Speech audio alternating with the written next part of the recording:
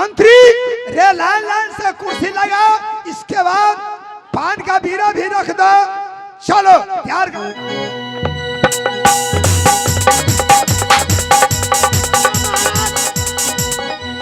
पान को बीड़ा काहे रखेंगे? पान को बीड़ा नहीं रखेंगे। डाला भर सोन दे दिए हैं, देखते हैं कि नहीं डाला भर सोन रखा है। नीचे कला है, जिस कला के अंदर में सरसों को तेल रखा गया है। जो कोई पीर होगा मछली को दैना पुतला में दी देगा, उसी को साथ साथ सती लाडली की शादी होगी।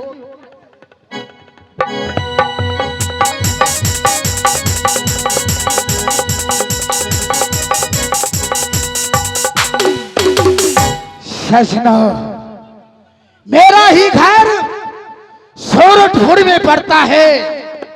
मेरा नाम दुनिया वालों ने जाना करता है, राजा जांच करके जाना जाता है। ना जाने चंपापुर राज से अचानक एक पत्र आया। चंपापुर राज में हमें अभी इस वक्त जाना पड़ता है। चंपापुर राज में एक पत्र भेजा था, मैं अभी इधर से चंपापुर राज आ रहा हूं। ये भगल हवा चलल बार मातमा हो।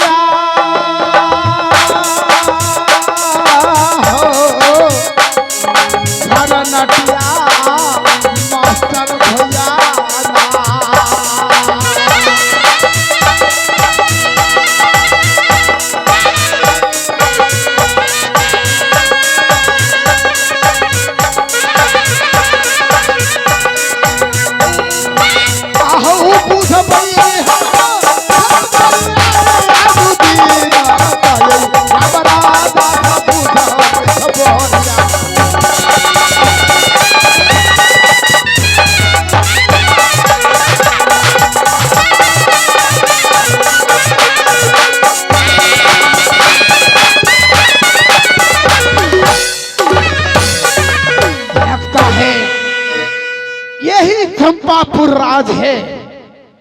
चंपापुर राज में तो मैं आ चुका, लेकिन न राजा को न मंत्री को मैं देख रहा हूं। कौन चिल्ला रहे हैं भाई? भैया ये पहले बताओ, आप ये देश का कौन है? मैं यहाँ का मैं मंत्री हूँ।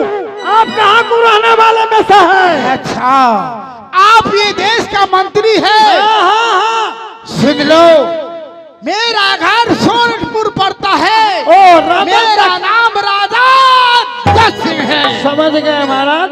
अरे आपको निमंत्रण भी दिए हुए हैं, क्योंकि यहाँ तो सोमवार का पाला पड़ रहा है, इसीलिए हमारे महाराज को कथन है कि देश देश में जितने क्षत्रियाना है वीर को सबको पत्र खिला दो ताकि सोमवार में चढ़कर आवे। ठीक है। देखिए महाराज यही चंपापुर बंगाल है, ये साहिबों में नहीं देखते लिखे हैं। ये पहले बताओ आप राधा का प्रश्न क्या है, उसका परम क्या रखा है, ये पहले बताओ। हमारे राजन को प्रश्न है, हाँ। नीचा कला है, कला को अंदर में सरसों को तेल रखा गया है और तेल को छाप दे करके मछली को दहिना ऊपर रहुआ बुआ टंगा हुआ है मछली। जो कोई पीर होगा छतरी मछली को दहिना आंख में टीक देगा उसी को साथ साथ सती लाडली की शादी होगी। ठीक है। महाभारत में जैसे अर्जुन किया था, पानी के अंदर ताका मछली के ऊपर तीर को मारा, वैसे करना पड़ेगा ना। ठीक है मंत्री, मैं वो स्वीकार करता हूँ, मैं तैयार होकर थोड़ा मुझको दिखाओ किधर है। लेकिन सुन लीजिए, जब मछली को ऊपर में बांध चलाइएगा नहीं बेधेगा तो उल्टा बांध बांध करके 1 नंबर हालत में रखा जाएगा। ठीक है, यहाँ का नियम बना हुआ है। मेरा ये नियम स्वीकार है। नहीं होगा तब ने, अगर कहीं हो गया तो जाकर सोमवार तो कोई बात नहीं है। दिखाओ किधर है, दिखाओ।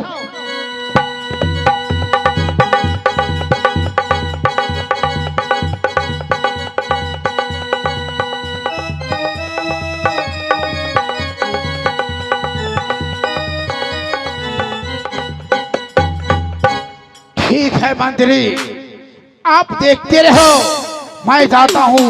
आपको लाइट जला भैया, लाइट जलाओ। लाइट जला बने तो नाच लाइट बंद। नहीं जलेगा तो। लाइट बंद। ठीक है, मैं यहाँ से जा रहा हूँ राधा को धर्म को तोड़ने के लिए जा रहा हूँ।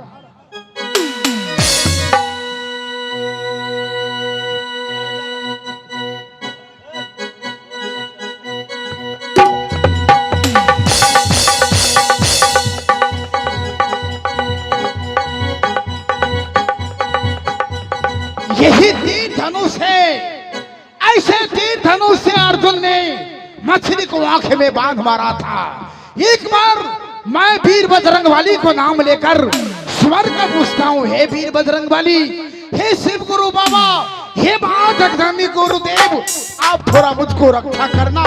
मैं ये तीर लेकर माछ को आंख में मारता हूँ, थोड़ा मेरे ऊपर सहायता रखना।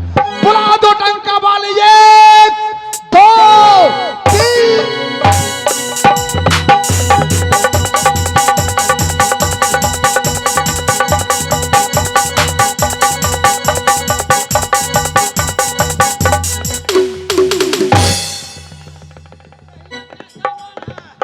क्या हुआ, नहीं हुआ? हाँ हो गए, क्या गले?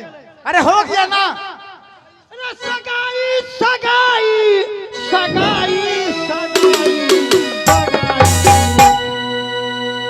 कर देंगे तुमको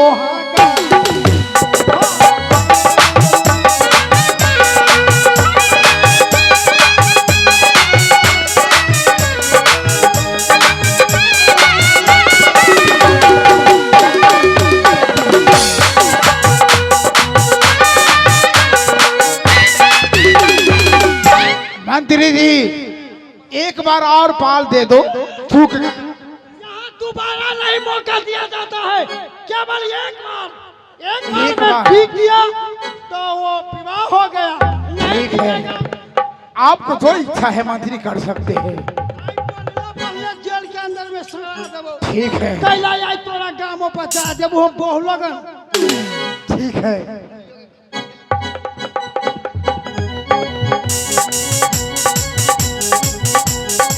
चलो।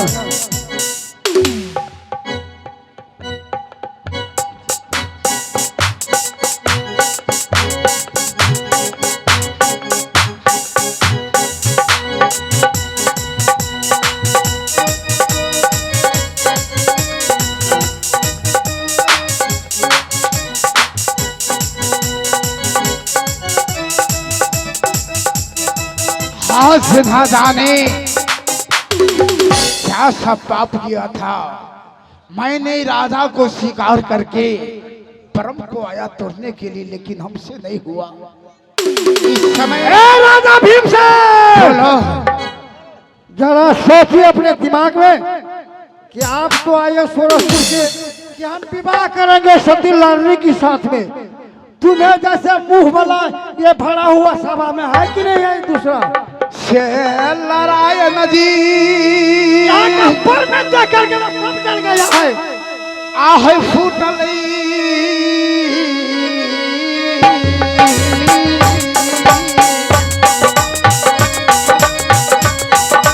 रबुआ हमरो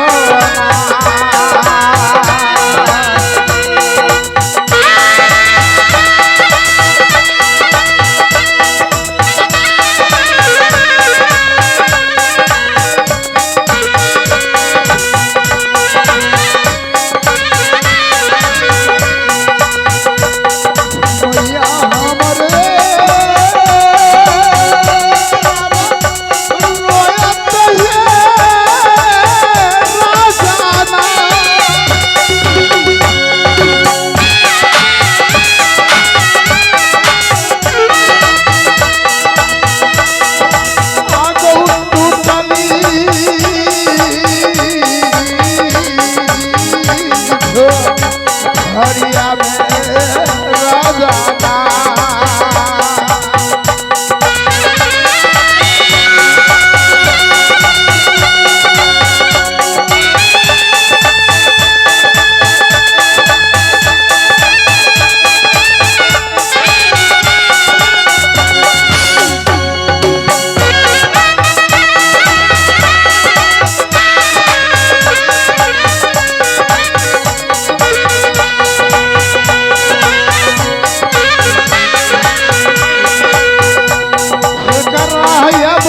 बेटा के मैया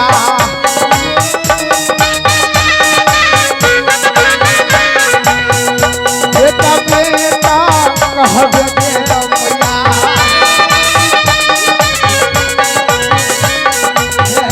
मैया जी हम बेटा के परादा नहीं बदलू मैया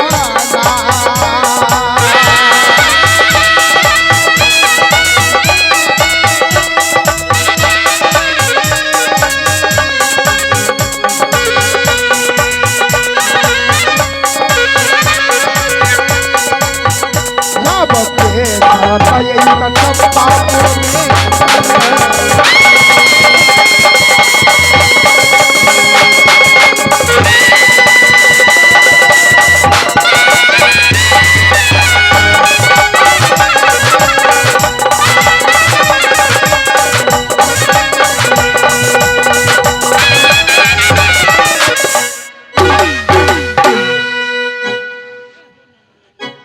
ये गर्व गुमान से थे क्या मैं राजा हूँ। ये एकरे संसन रहे ना कहना बापे बेटी में बिया रहे थे काशी जी की पंडित मंगा कर जय में कि ओकरा रहे बेटी के ना गंगा जी में दहा देने।